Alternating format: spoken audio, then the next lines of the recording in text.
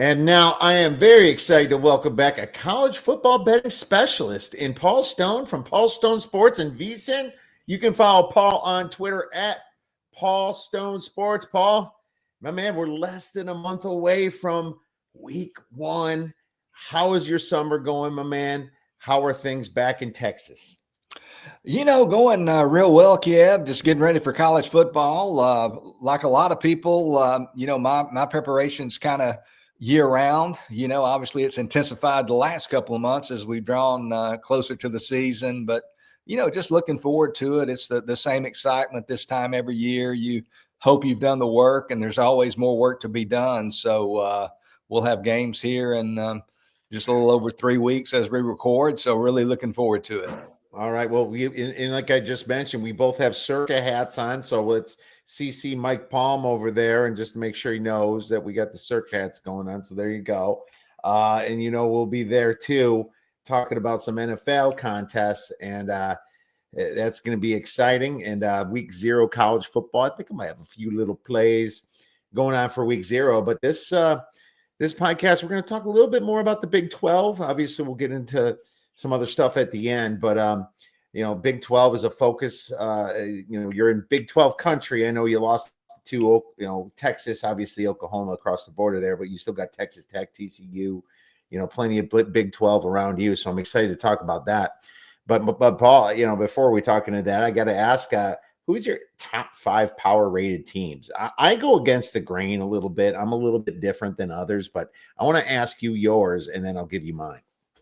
Okay. Yeah. These are power ratings, not to be confused with, the traditional AP poll or something like that. I'm trying to assess the relative strengths of the teams going into the year. And the team that I have number 1 is not necessarily the team that I think is going to win the national championship.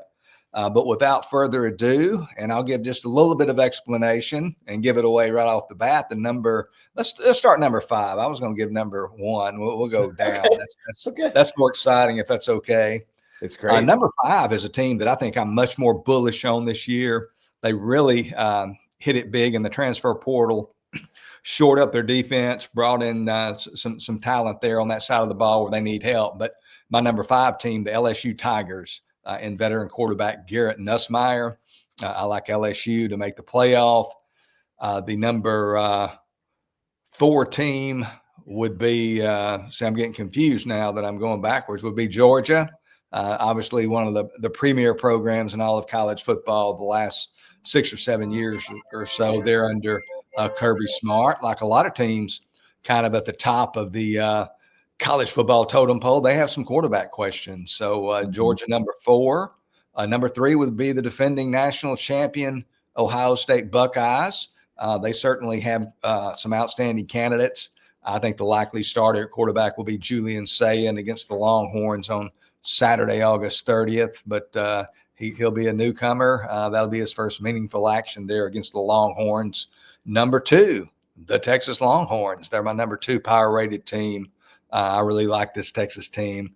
Steve Sarkisian, the last 4 years, consensus top 3 or better recruiting classes.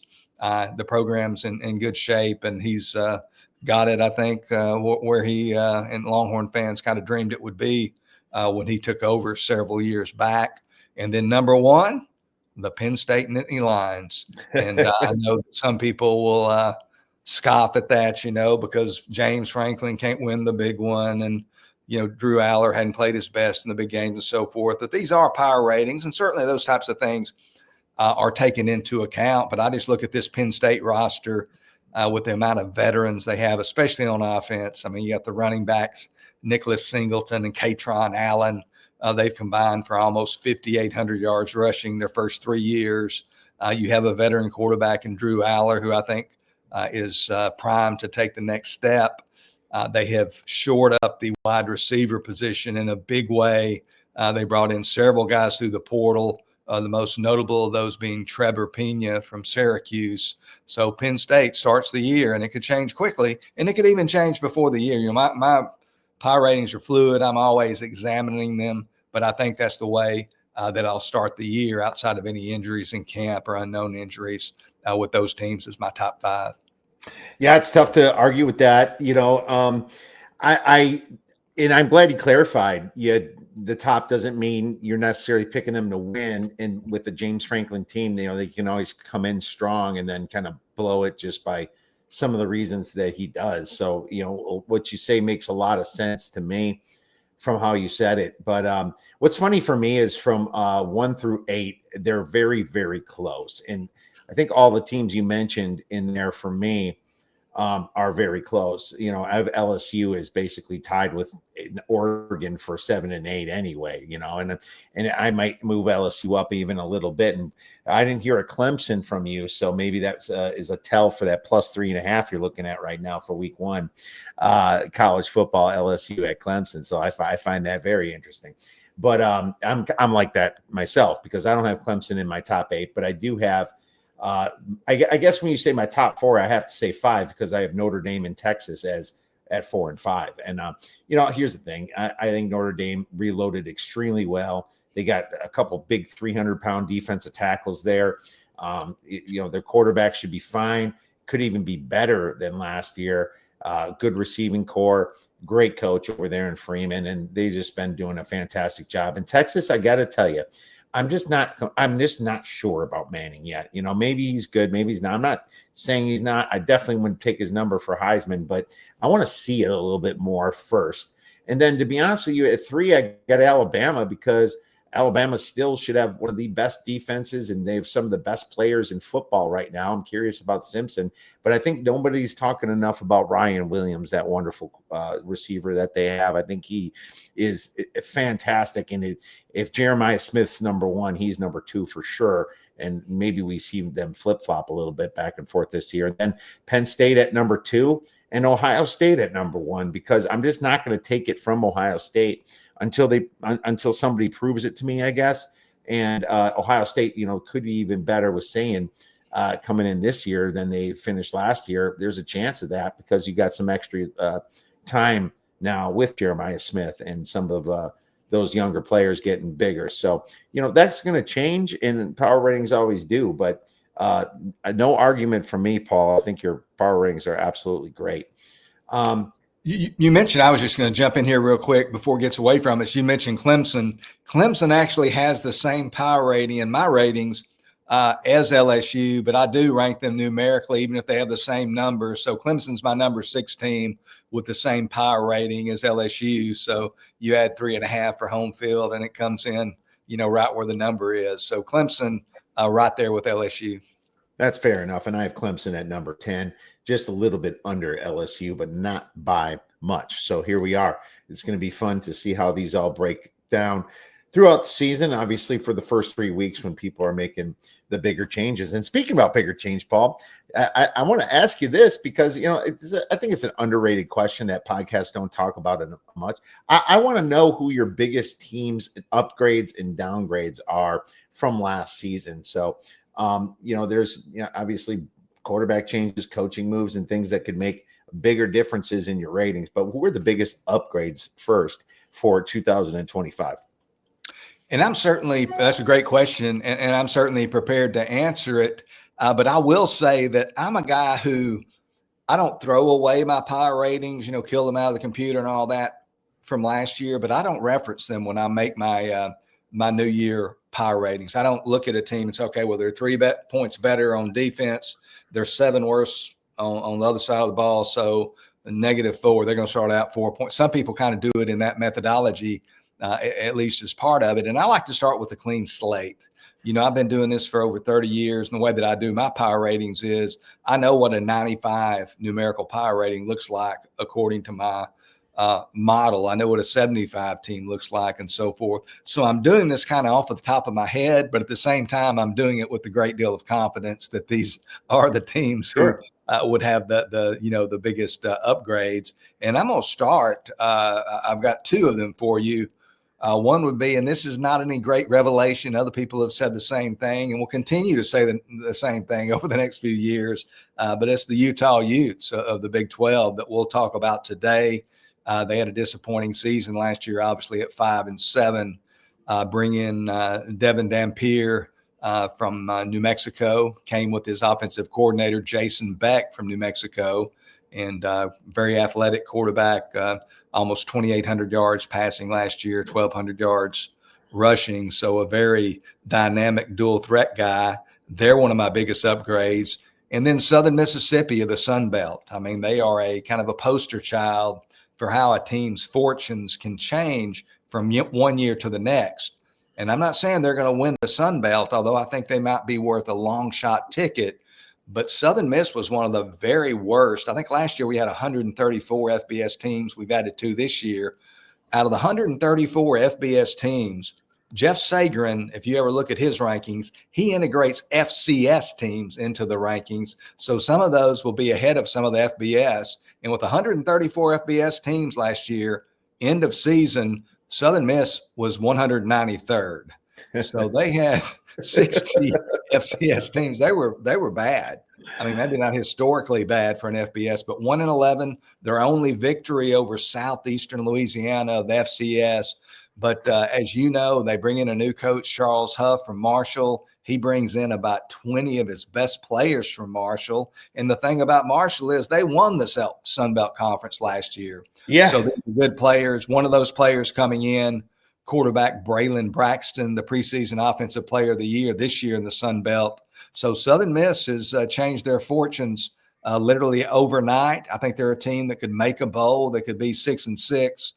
So they've seen a great deal of upgrading in my power ratings. I'm glad you mentioned Southern Miss because I haven't had an upgrade so large in my power ratings for as long as I can remember, at least since Colorado and Dion came there and brought all the stars there. You know, it was massive because I had Southern Miss as one of my worst teams, you know, sitting down there next to the Kent States and some of those teams. And now you're looking, not only does he bring like 17, 18 players from Marshall, you know, he keeps the ones that were serviceable and possibly good over at Southern Miss. You have to think that this team's going to be really good. 24-point upgrade. I feel embarrassed saying that, but it was my largest by far, you know, move this season. So I'm really glad that you mentioned that. And then we'll get to the downgrades, but you can expect Marshall to be on that list as soon as we get to there. But Oregon State is one. I think they're looking up and up this year. I like what they're doing. They're a pretty big upgrade for me around the 9 to 10 point area. That was a big one for me. I'm glad you mentioned Utah because Utah is one of my bigger ones. And believe it or not, I think there's a lot of people sleeping on Northwestern. I have Northwestern as a pretty big upgrade now that they got that quarterback from SMU. And I think it's a big upgrade for them. And they didn't really lose a lot of production. And if you remember, they finished a pretty strong last season. I bet them over their season win total of a low 3.5. And I think they're, you know, just in that Big Ten where wins are very possible. They should be able to get to 4 or 5 wins for sure with that schedule. So thanks for bringing all those up. That's great. South Florida is another one. I think I upgraded them 6.5. Air Force is a big one too. I expect good things out of Air Force. So those are some of my bigger upgrades. What about downgrades, Paul? Any of the ones, any suspects that we just mentioned, maybe some usual suspects or anything surprising? Well, I'm going to start with the team last year, I think, that won 10 games last year in 2024. And it's a team that averaged 34 points a game, the Syracuse Orange. And this is a team, again, that averaged 34 a game. And, man, they lost everybody. They lost their quarterback, Kyle McCord. They lost a back-to-back 1,000-yard rusher in LaQuinn Allen. Last 2 years, he's gained over 1,000 in each of those seasons, 2023 and 2024. And then Trevor Pena, who goes over to Penn State, just one of the wide receivers out the door, not all through the portal. Some have exhausted their eligibility, but their top 3 receivers combined last year, and they're all gone, 235 catches, 2,896 yards, and 23 touchdowns. So tons of production there. It's going to be very difficult for them to replace that. They just, you know, they don't have any proven talent hardly at all on the offensive side of the ball. So they're going to go from 34 points a game to 24. You know, they're going to probably drop by 10 points on their per game average, I would suspect. And then the other team that I have as a massive downgrade, and you mentioned them, you know, if somebody's a winner, somebody's a loser. It's in some ways not exactly like the NFL. It's not a total net zero game, but Marshall is the other. They're on the opposite end of the Southern Miss. The riches, and Marshall. It happened at their expense, and this is a team that has they win it's just the epitome of today's college football. It's what it comes down to, just the transfer portal and the fact that they have immediate year-round free agency, basically. And everybody, when Charles Huff went to Southern Miss, made the move from Huntington to Harrison to Hattiesburg. A lot of good players went with him from the Thundering Herd, and so they're left with a pretty bare cupboard there in Huntington, West Virginia. Got a new coach in Tony Gibson, former North Carolina State defensive coordinator, got his work cut out for him. But Marshall certainly is a team, again, the defending champ in the Sun Belt. They're in the East Division of that conference. I've seen them either picked last in the East Division by some pundits, some media members, next to last by others. In any event, they've got a different team this year. Those are great ones. And Marshall was my largest downgrade, as I kind of hinted to as well. So great stuff, Paul. I'm going to mention UNLV. They were a pretty large downgrade on my rankings because they lost everyone to at least most of their team, as well as their coach who went to Purdue and brought a bunch of guys with him. They're a massive downgrade for me in the 11.5 point range. So they were big. Army's a big downgrade for me too, because they lost a lot of people, and you know how those military academies are. They're good when the guys have a lot of reps and have a year or two under their belt playing starting football. And the fact that that's not going to happen, I thought was a big hit against that team too. You mentioned Syracuse already. That's a big one for me. I'm actually thinking maybe I'm still too high on them after you said that. I might have to make a few more. I'm gonna have to pull out my pick six previews right here and take a better look here at Syracuse. And Colorado is another one that's pretty big for me, just because I think Deion Sanders, and thank God he got through his cancer, but man, the distractions there, losing the Heisman Trophy winner, the other receiver in Horn, and obviously the quarterback is going to really affect this team, especially when your coach was been out for so long. So those are my biggest downgrades, Paul. Moving on. Oh, go ahead. I'm sorry. Yeah, those are all interesting. It's just such a different landscape in college football, because before there were teams that lost players when eligibility was finished, and didn't have many returning starters coming back and that type of thing. But there weren't that many of those types of teams, and now we have teams, as you're indicating, that can their power rating can change from 10 to 15 points just overnight without much thought, just because of the tremendous shift in personnel and experience. Absolutely. And you know what? Let's see how close we are. We already had made some bets based on these big power ratings, and that's why we spend the time that we do in the offseason to get these things right. But let's get into some Big 12 then. And, we can go top to bottom here. I have kind of my rankings, and the truth is there's not a lot of difference here between the top. I'm going to have you start and just tell me who your top team is coming in and why, and then we can move from there. Okay. If I can talk just a little bit about the Big 12, if that's okay. This is just such an interesting league. To me, it might be the funnest league in America, whether you're talking about just watching, following, betting, whatever the case might be. I mean, it's so balanced. You had maybe no great teams last year, but you had some really good teams. And, of course, Arizona, could have, and they feel like they probably should have beat Texas in the playoff, Arizona State, the Sun Devils, and they have a lot of people back. So maybe there is a great team in there. But last year, 4 teams finished the regular season at 7-2 in conference play. 3 more teams were at 6-3. So you had 7 teams within one game of one another, and you had 2 more teams at 5-4. It would be difficult just from a mathematical probability standpoint to replicate that again this year. But they do have the same kind of balance this year that they had last year, and they have great quarterback play. I mean, they've got 7 quarterbacks who threw for over 2,700 yards last year, returning this year. And 4 of those threw for over 3,000 yards, that being Sawyer Robertson from Baylor, Bayron Morton from Texas Tech, Josh Hoover from TCU, and Rocco Becht from Iowa State. So a tremendous quarterback league.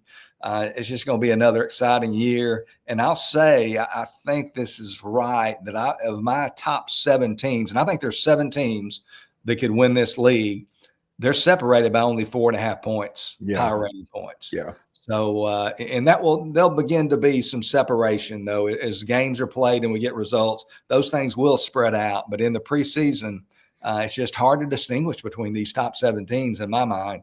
They're very, very tightly bunched, very similar, and it'll be interesting. But we're going to start do you want me to start at the top with my first team? Please. And then you want to give your first team then, and let's just go one after the other. I think you fire away at the top, and I'll say where I have them listed, and then I'll just fire away at my top, and then say where you have them listed. I think we're going to be pretty close, and I don't see too much of a discrepancy. And these teams again are tight, Kiev, and I know you'll probably be in the same manner. But this Arizona State team, I've got them as the highest power rated team in the Big 12. They obviously lose Cam Skataboo, their tailback. That's a lot of production there. They bring in Udo from Army, a 6 foot, 220-pound physical guy who will replace some of that production, but he won't replace all of it. But really, other than that, this is a team, they don't return obviously totally intact, but they return with a lot of the key pieces from that Big 12 championship team a year ago, most notably their head coach, Kenny Dillingham. I can't take anything away from Kurt Signetti. He was the national coach of the year, and it's not like that was the worst decision ever made by the media. But if I had a vote, I would have voted for Kenny Dillingham. I thought what he did at Arizona State was deserving of that, and I thought it was the best job, just a massive turnaround. And Indiana had a great year too, but they didn't upset anybody. Indiana was an underdog in 2 games, and they lost those 2 games decisively. A lot of what they did was, related to the schedule somewhat. So Kenny Dillingham's back. Their quarterback, Sam Levitt. I mean, that guy just he made some money last year. He'll probably make more this year. He's one of the better quarterbacks in all of college football. And they had arguably, maybe even inarguably, the best defense in the Big 12 last year. And a lot of the key figures from that defense are back. So Arizona State is my number 1 power rated team in the Big 12.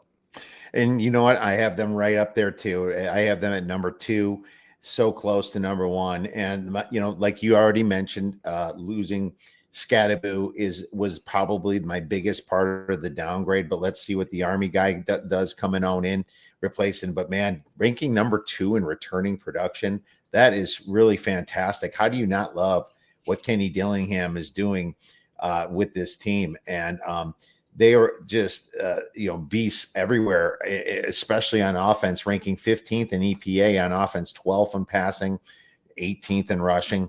This team, they had heart, they had belief in themselves, and now they all return. They tasted success, and I think they're going to try to taste it again. It was tough to, put them slightly below my top team, but I understand why you have them as top, and it wouldn't shock me after 2 or 3 weeks if they move back to the top of my power ratings anyway. My number 1 team is Baylor, and Baylor, I just kind of thought that from a power rating last year, they were very close to Arizona State, but they had some stupid losses like the Hail Mary against Dion's group over there. That Hail Mary was silly. They needed to win that game to get through. I just thought, with what Baylor's been doing, they could be the best team in the nation. Here's what I like about them. They're number 9 in returning production, which is very close to the top, as you know. Sawyer Robertson is back. What's funny, in the transfer portal, there's not a lot of Big 12 teams minus Texas Tech that ranks up there, but in the net transfer on 3, they are the second best when it comes to transfer portal. Sawyer Robertson and Jake Spavital, their offensive coordinator. So you got the big trifecta back right here for this team. And if you want to look at from a schedule standpoint, they get ASU, Kansas State, and Utah all at home. So that is a very advantageous schedule to get their tough games at home in the Big 12. So I really, think that's a good, possibility that they're at least going to be in the Big 12 championship game. And that's what I like to bet on Baylor for that. So that's where I rank Baylor. Any comments before we move on? And of course, my power ratings don't reflect schedule or anything like that. They're true power ratings that don't take into account, the conference. My conference order of finish might be somewhat different than this, so want to make that clear. But Baylor's certainly a team. I think just looking here, I've got them at number 3. And again, I adjust these all the time, and they'll be adjusted even before the season. Tweaked slightly, but you talked about Sawyer Robertson, the guy who actually signed with Mississippi State, and the late Mike Leach out of high school. And after Coach Leach, his untimely death, Sawyer Robertson returned to Texas, and now at Baylor, passed for over 3,000 yards last year. Their running back, Bryson Washington, rushed for over 1,000 last year. He's back. Their top wide receiver, Josh Cameron, returns. 4 starting offensive linemen. They're really good offensively. And as a matter of fact, they won their last 6 regular season games last year, lost to LSU in the bowl game, but those 6 regular season victories in a row saved Dave Aranda's job, and they averaged right at 40 points a game in those last 7. So certainly Baylor is one team that I like a whole lot, and actually a team that I'll talk about a little bit later as well on one of the bets that I'll recommend. So I like the Baylor Bears as well. Oh, love it. Well, great. Well, so then you gave us 2 and 3. Why don't you give us your number 1? Well, the 1 was Arizona State. Baylor was 3, and the team that I kind of skipped 2 over to talk about your first place team was Kansas State. And this is a team I'm maybe starting to have just a little bit as I dig deeper and you just look more closely, you start thinking about it closer. But that's where they are right now. And they obviously return a dual threat quarterback who's very dynamic in Avery Johnson. But they do have losses on both sides of the ball. And Avery Johnson, for all the talent that he possesses, he has committed quite a few turnover-worthy plays. He's thrown some interceptions, got to take a little bit better care of the ball. And one thing that concerns me, and I'm talking about being my number 2 power-rated team, and I'm bringing up some quote-unquote negatives, but they were -1 in turnovers last year. The previous 3 years combined, they were plus 27. So they usually win that turnover battle year after year, and I'm kind of anticipating a regression to the mean. The larger sample size indicates that Kansas State football, a tenet of it through the years has been winning that turnover battle. They're going to win the turnover battle. They're going to win the special teams battle. They're going to play solid defense, those types of things. And I just think they'll return to what they've done historically. They did stumble down the stretch last year, losing 3 of 4 in the regular season, but I've got Kansas State currently as my number 2 team, again, in a tightly bunched Big 12. That's great you said that, because they're my number 3 team. So it looks like you and I are aligned in our top 3, just in a little bit different of an order. Yet, like we both said, razor thin margins. Yeah, I think that Avery Johnson got a little too excited sometimes and threw some bad turnovers in the end zone. And that's just not what a Chris Kleiman type team likes to do. And I think if that gets fixed, they could certainly move up to number 1, ranking 14th in returning production. Now obviously these are power ratings, like you mentioned, and it has nothing to do with the schedule, but they do have it a little bit rougher, having go to Baylor, to Utah, maybe to Kansas could be tough, being that it's an in-state rivalry type situation. But from a scheduling standpoint, yes, that's a different discussion. Thanks for mentioning that. So Kansas State's still a very powerful team, in my opinion, and it wouldn't shock me to see them move up into the championship game themselves. Well, you know what that means, Paul? Neither of you or I are drinking the Kool-Aid on my next team, which is, I think you guessed it, not too far maybe from you in Lubbock, Texas, the Texas Tech. And here's the thing. A lot of people have them number 1 for some of the stuff that they did. They ranked 6th in returning production. They were all in on the transfer portal this year. They spent a lot of money. And if you look at the on-3 net transfer ratings, they rank number 1 for what they lost and what they gained. But here's the thing with me. It's not enough to get to number 1, 2, or 3, because I upgraded them a pretty good amount but it's just still not enough. I still need to see more, from their quarterback over there. I still need to see more out of this team if they're going to get my respect, because not all the time the transfer portal puts you in a top position. We've seen it many times that, it can be a little bit overrated at times. So I have them number 4. Maybe you're a little bit different on Texas Tech. So you can mention that and then give us your number 4.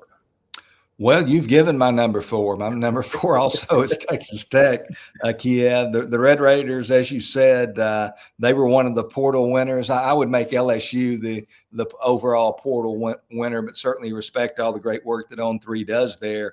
But Texas Tech is certainly in the top, 3 or 4 teams in the portal.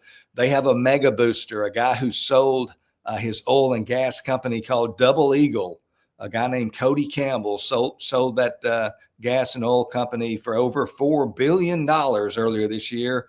The B word, not the M word, billion. Wow. Oh. So, and he loves athletics and he loves the Red Raiders. So Cody Campbell is funding a lot of the NIL that's taking place there at Texas Tech. It's a drop in the bucket for him, isn't it? Drop in the bucket. And he's got a crony or two that helps him out. The softball pitcher Kennedy, who came from Stanford in the offseason and pitched them to within one series of the national championship. That's part of that movement too there in Lubbock. But they've always been a sleeping giant facilities wise, and they've got the money and they've shown the money. And it's a new age of college football, and Texas Tech can play the game. So they do have some players there, some better players. They need to get better on defense, and I think they did get better on defense without question. They get a edge rusher from Stanford, David Bailey, who's a big-time guy. Romello Height from Georgia Tech has got some sacks through his career. Defensive tackle Lee Carter might be one of the better defensive tackles in college football they got from Central Florida. So I think that defense, sometimes I think we all are guilty of just thinking about the offense, and we tend to kind of lean a lot of our analysis that way, myself included. But defense is really where I see improvement. And you're talking about that quarterback play. Bayron Morton has been good when he's been healthy, but he hasn't always been healthy. He also had off-season shoulder surgery, so he's had trouble staying on the field. They've got a big-time recruit and backup, Will Hammond, who actually you probably watch. I'm sure you watched the game. He played in the bowl game against Arkansas.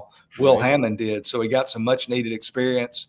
And due to whatever set of circumstances, at some point, I think we'll see Will Hammond play meaningful football this year for Texas Tech. But like you, I have the Red Raiders in this tightly bunched Big 12 power rating hierarchy at number 4.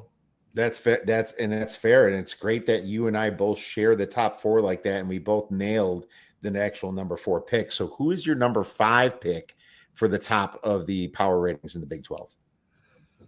Going to be the TCU Horned Frogs. And TCU is one of those teams that returns a big-time quarterback. Josh Hoover threw for 3,949 yards last year, so almost hit that 4,000-yard standard, that rarefied air. They do. You're talking about schedules, and even his power ratings, they do have a pretty tough schedule in the league. But from a power rating standpoint, I put them at number 5. And again, these teams are just so closely bunched. They could be flip-flopped after just one week of play. Yeah. And their defense historically has been good under Sonny Dykes. Sonny Dykes is a great football coach, and the defense needs to get a little bit better. I think it will get better, but they've got a good situation, a good offense to build around Josh Hoover as their quarterback. 2.5 years ago, they were in the championship game. I mean, that is something, yeah, you can't forget about the Horned Frogs. And you're right. I have them right next to my next group too. They're just literally tied with like BYU and Utah. So I'm pretty much right there with you too. And, I think this is a team that had some value looking at their over, and Sonny Dykes is a great coach. I'm glad you mentioned the defense, because that's always been his little bit of, I guess, Achilles heel a little bit. But if he can fix that defense a little bit, this team could sneak right up there in the top 2, top 3 as well, and pretty good returning production. So I'm glad you mentioned that. What about number 6 for Paul Stone's rankings? Number 6, and this is a team that could definitely move up. It's going to be the Utah Utes, and I talked about it a little bit earlier. The main ingredient that they add is the quarterback. Devin Dampier, who comes over again from New Mexico with his offensive coordinator Jason Beck, just a big time dynamic athlete. Just produced tremendous numbers last year in the run game and the pass game. He did throw 12 interceptions against 12 touchdowns. He's going to have a better supporting cast at Utah than he had at New Mexico. But on the flip side, he's going to be facing a much higher caliber of defense. So it's going to be interesting to see how guys like Devon Dampier at Utah moving up in class, John Mateer, this is a different conference, but at Oklahoma, how's he going to adjust going from Washington State to the Southeastern Conference? How's his game and his numbers going to translate? So that's the big question with Dampier. But Kyle Whittingham, he's just been doing this too long. He's been too good too long. Hearing him, I attended Big 12 media days in Frisco outside of Dallas, Texas. And, he talked about, I couldn't end on that kind of a note. So he's kind of hinting that, he's ready to get out at some point. He's not going to be their coach 4 years from now. I have no doubt about that. And I think if they would have had a better season last year, that might have been the end. And I think if they win the conference this year, it might be. And they're certainly a team that could. I mean, they go 5-7 last year, very disappointing year. They suffered again from subpar quarterback play. They had 4 quarterbacks throw 30 or more passes. When you're trotting 4 different guys out there who are playing for you at quarterback, that means you don't have a quarterback. They probably almost got somebody out of the stands. So, they're going to play solid defense. They've got a core of players back on defense, got a solid veteran offensive line. I saw one publication ranked at the top 5, one of the top 5 offensive lines in all of college football. So Utah is a team that, although I've got them a little bit further back in the pecking order, I mean, I could see them winning the conference and wouldn't blink an eye. Oh, if you have 2 quarterbacks, you got no quarterbacks. If you have 4 quarterbacks, just give up. Maybe they should add that to the thing for what Utah did. Kyle Whittingham, the new Arkansas coach. I mean, could that be a possible headline? You never know. Kyle Whittingham, I don't know if he's going to retire or what he's going to do, but, I'm glad you brought up the coach because he's a great coach, in my opinion. And he's made a lot of something out of nothing in the past. And now he's got something, and Devin Dampier does have to be better, but you pair him with better players and a better coach. The sky's the limit. And, that they can just shore up that defense and get those trenches going like they used to. This could be a very dangerous Utah team. And I also have them at 6, Paul. So there you go. I have Utah at 6. I do say that at 5, which is very close to TCU and Utah anyway, I do have the Iowa State clones. And this team, I just kind of feel fell off the watermelon wagon last year. And, I don't know what's going on. I think that there's just a lot of choke with Matt Campbell. They returned some guys like Rocco Becht, but they just did not do anything in the portal, really. It's not like if your recruiting isn't, top 20, top 30, and you're not going in the transfer portal, I can't rank you that high. And I just feel that I might even be wrong at 5 for Iowa State. So I don't know where you have Iowa State, but please, by all means, go right into your number 7. Number 7 is Iowa State, and they're one of the 7 teams that I think could win it, could win the Big 12. I talked, I think, in the beginning that I think 7 teams have a chance to win this conference. And Iowa State is the 7th of those teams. And like you, Kiev, I have some concerns about Iowa State because they did lose some big-time talent, and they didn't really replenish the coffers, so to speak. They do return Rocco Becht, 27 career starts, a guy who threw for over 3,000 yards last year, has really come into his own. But they lose 2 wide receivers in Jalen Noel and Jaden Higgins, who both had almost 1,200 yards individually in receiving last year. Those guys were both Friday night draft picks, one in the 2nd round, one in the 3rd round. Losing that kind of productivity at the wide receiver position is concerning because it's going to be difficult to replace that. And then they lost a lot on the defensive front. Under Matt Campbell in recent years, the Cyclones have played really solid, sound defense. and they lost some people up front. And they don't appear, at least going into the year, to be at the same level up front as they have been in recent years. So a little bit of concerns about Iowa State, but at the same time, they've got a great coach in Matt Campbell. They've got a veteran quarterback in Rocco Beck. And sometimes, teams like that are maybe a little bit off the radar can surprise and, make some noise. So I'm certainly not counting out Iowa State. They are my number 7 power-rated team in the Big 12. I was on Texas Tech last year when they had 7 wins in a row, and they were looking like they were going to win the Big 12. And they all of a sudden play Texas Tech at home and lose by a point. And then they play Kansas at home and lose pretty bad. And that was the end of them. They were still in it until they went to ASU. And then it was just so funny. But we can't forget about them. So I'm glad you mentioned that because, they could sneak up there as well. What about your number 8 team in the Big 12? It'd be BYU. They obviously lost Jake Retzloff, their quarterback from last year, and he exited the program and has landed at Tulane as a walk-on. And they've got the main reason is, they've got such a significant question at that quarterback position. They're going to have to go with somebody. They've got 2 guys who have played and started games, but at a much lower level of play. Trayson Bourget, who started games in the past at Western Michigan, and then Utah State. I think this will be the guy, McKay Hillstead, more of a runner, kind of an athlete playing quarterback. I think he'll ultimately be their opening game starter, but Hillstead from Utah State. And then they have a true freshman, Bear Bachmeier, younger brother of Hank Bachmeier. The Bear Bachmeier actually signed, he's a true freshman to be. He signed with Stanford out of high school. He was in spring training with Stanford this year. And as you'll recall, they fired their head coach in March, Troy Taylor, for allegedly mistreating female staff members. And Bachmeier elected to transfer. So he transfers to BYU at the end of spring practice, is there like the last day or 2 of practice, but doesn't participate.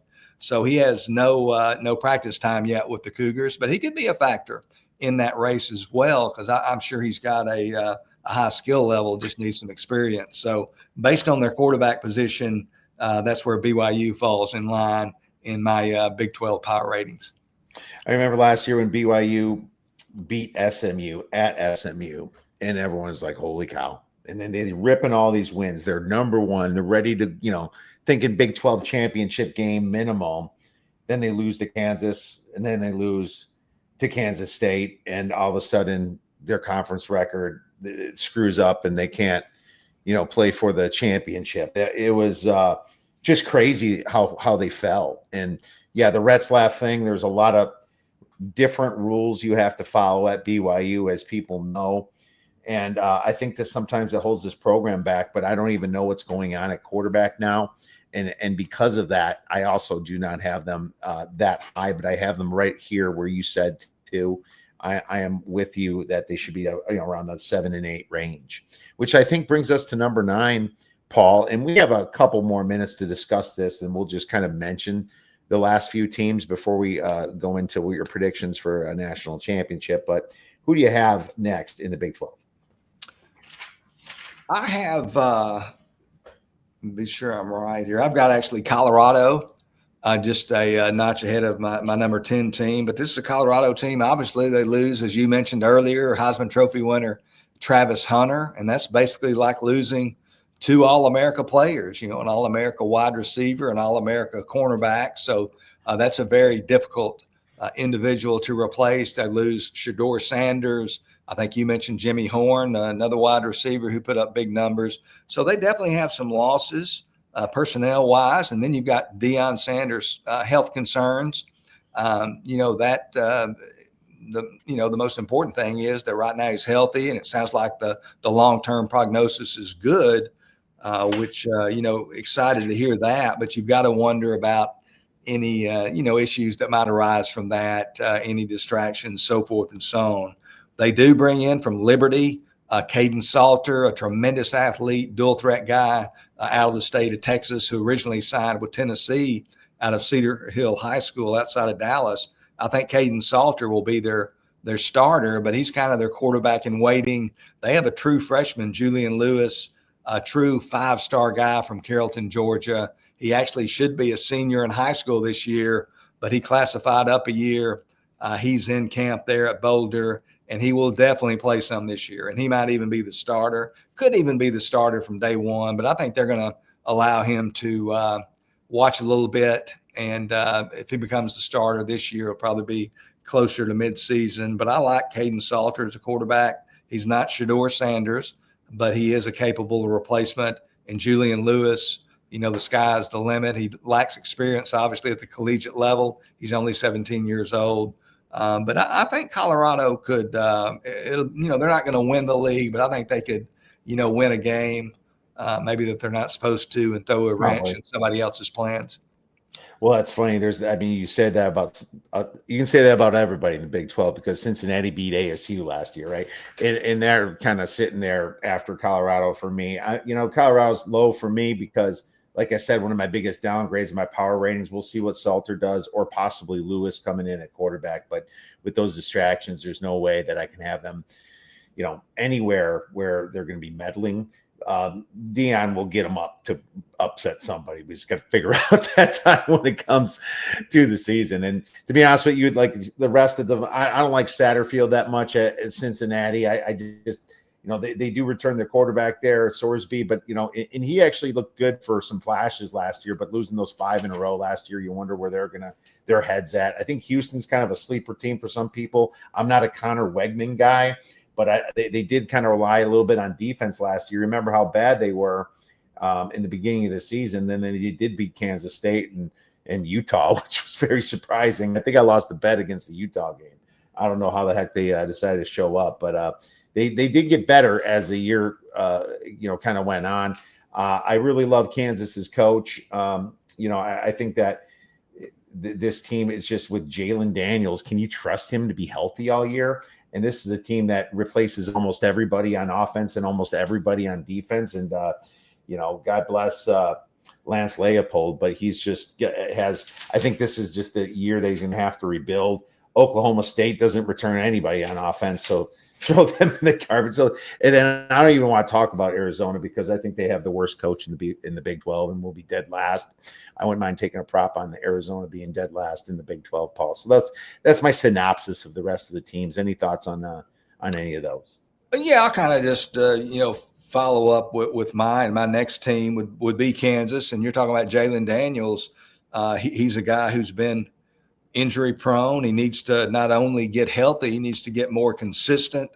When he's been good, he's been really good. So if he could get on his game, and they need him to be on his game because they've lost a lot of personnel, he could, they could make some noise in the league as well. But you're looking at a team in Kansas. They lose the running back Devin Neal, 3 straight 1,000-yard seasons rushing to end his career. So that's a lot of production there. Their top 7 pass catchers are gone, as are 9 of the top 11 tacklers. So they've got some attrition there and some people that they've got to replace. Cincinnati, I've got next. Not a whole lot to get excited about there. They do return their quarterback in Brendan Sorsby.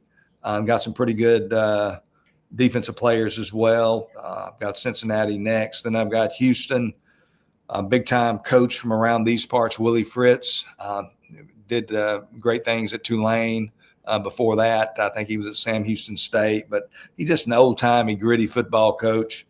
A lot of people around these parts are expecting, some improvement from the Cougars. But just looking at it on paper, I'm kind of like you, Connor Wegman. I think he's an upgrade, but he needs to stay healthy.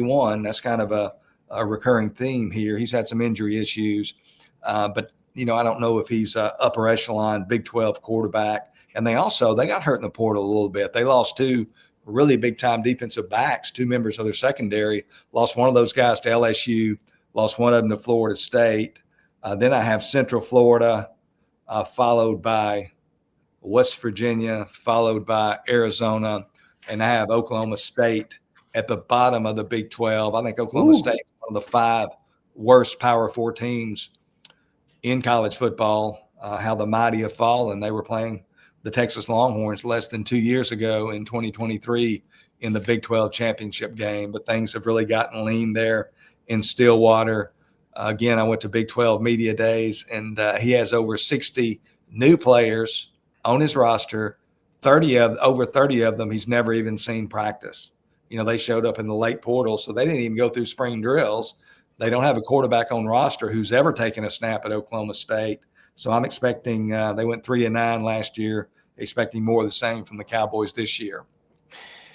Absolutely. And, Arizona's only got Fafita really to lean on. And he just seems like he got frustrated last year and he doesn't have a lot of players around. Yeah, Rich Rod going to West Virginia is really interesting because they were not returning really anybody. It should be a honeymoon year for them. Like you mentioned, it's like, shouldn't be one of the better teams, but I'm really curious how that spread option is going to work. His type of offense, a little speed to it, right? A lot of run. And like you just saw at Jacksonville State, it's like you wonder how that's going to develop, if it's going to hit a couple people off guard. I don't know. I think that's going to be the most intriguing watch is what West Virginia looks like coming on in. But for the sake of time, my friend, let's talk a little bit about, the national championship. And I'm curious who you think will represent. And it's a stupid question. It's because it's not like, something we bet on, but this is kind of where I go off the wall a little bit, maybe just have a bold prediction. But who do you think gets to the national title game and wins it?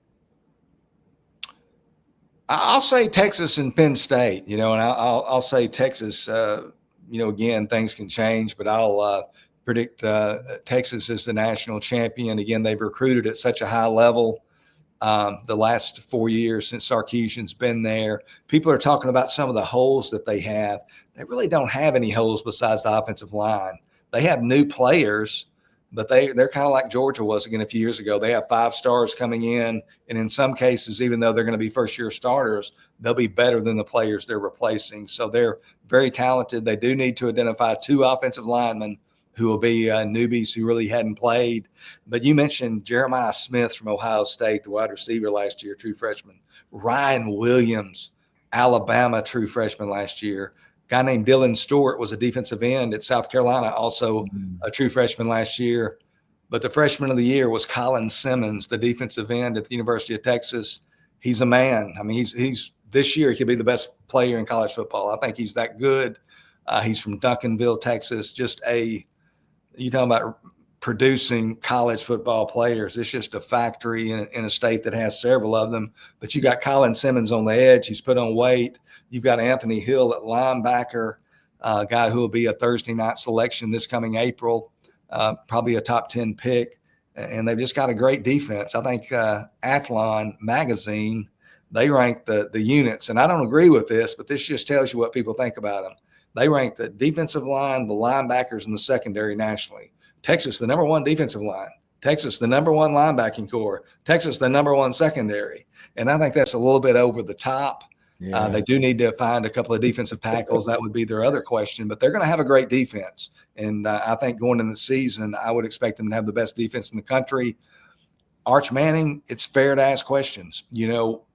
How good will he be? I don't think anybody doubts that he's going to be some level of good, but being the Heisman Trophy betting odds favorite, that's not good. That's great.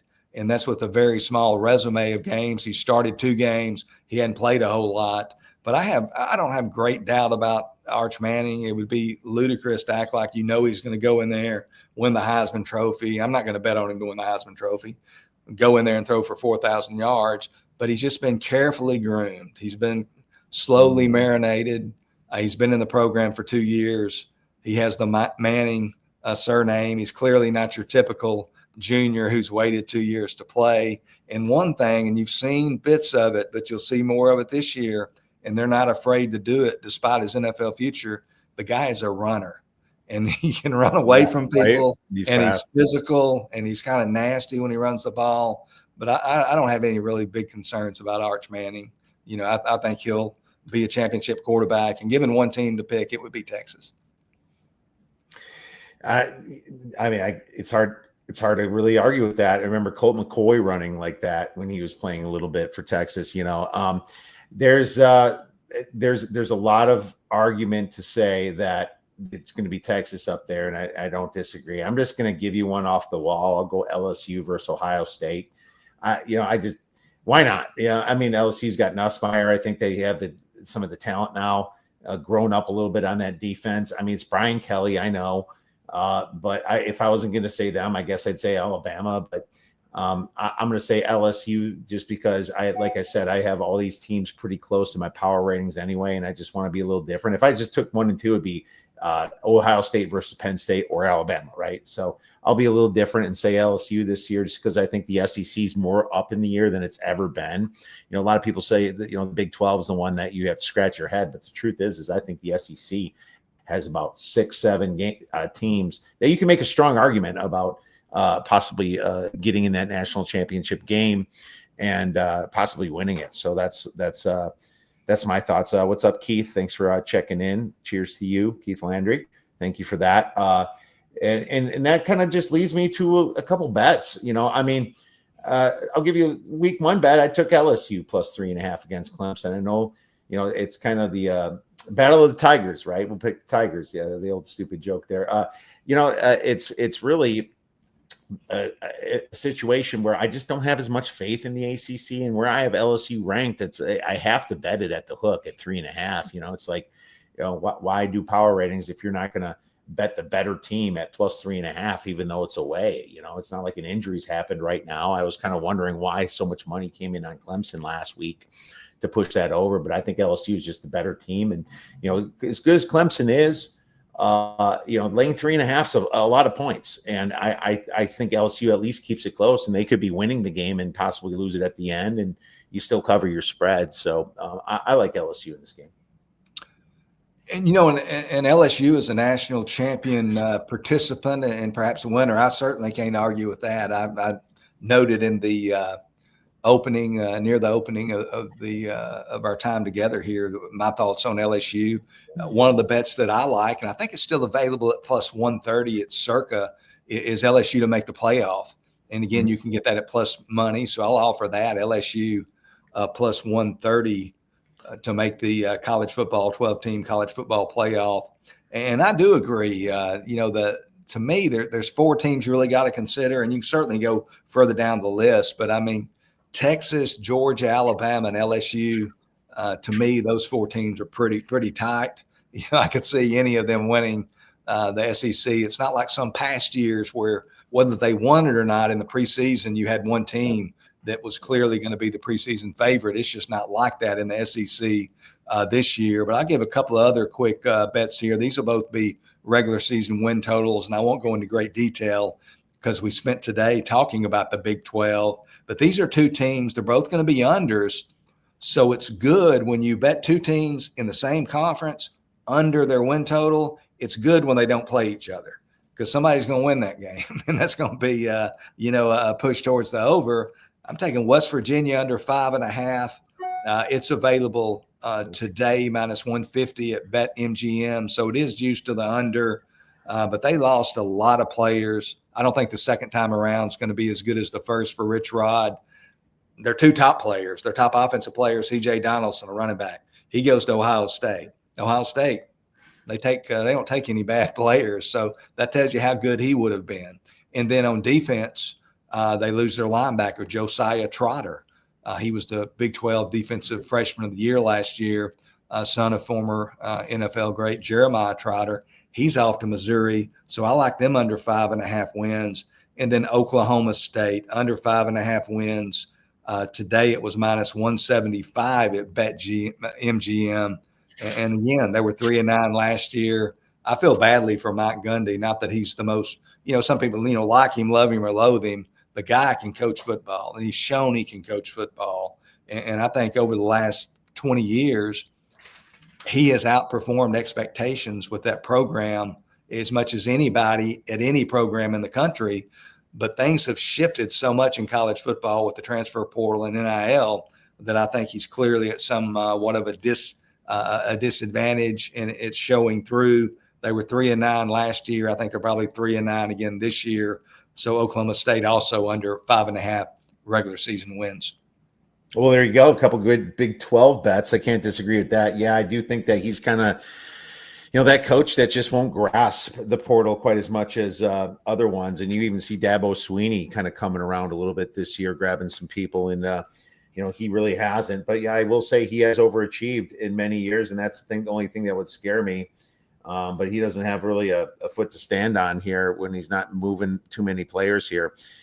Real quick, Keith said week 1 curse, LSU 0-5 in week 1 games. Yes, but look at Brian Kelly as a dog. Brian Kelly has plus 3.5 dog or more. That is a big trend of betting on. And a lot of that happened when he was at Notre Dame. But when Brian Kelly is a dog, the team always stops by. So we got trend versus trend, my friend. You see that a lot when it comes to college football. But what you don't see a lot is great cappers like Paul Stone coming out and helping us out and talking about college football, man. And Paul, really love having you on. Could you tell our listeners where they could find your information and great plays? I sure will, Kiev. I first want to point out, and I'm not taking a side one way or the other necessarily, although I do kind of like the LSU plus the points. But Clemson last year, they played 3 SEC teams. They played Georgia in the opener. You might remember that game. They played South Carolina, probably the regular season finale. And then they played Texas in the playoffs. So they played 3 SEC teams, and they either went 0-3 or 3-0. Which they went. So the SEC is a different brand, but I'm not disparaging Clemson because, man, they are good. That's just a great football game and a great week 1 of the better ones we've had in a long time. But I appreciate being on, and I try to be active on Twitter. There's a lot of noise out there and a lot of stuff. I try to just keep it to statistics and point spread information and stuff like that. Try to provide tweets that are quality information to people who like to handicap college football. And then if they want to take their interest a step further, they can check my service out and see what I offer. My site, paulstonesports.org. Absolutely. And you're right, Keith, that hook is very important. So yeah, make sure you guys check out Paul. He's one of the best. Paul will be tweeting. We'll be talking. Have a great season, and we wish you best of luck with the rest of August. Hey, same to you guys. Appreciate you having me on.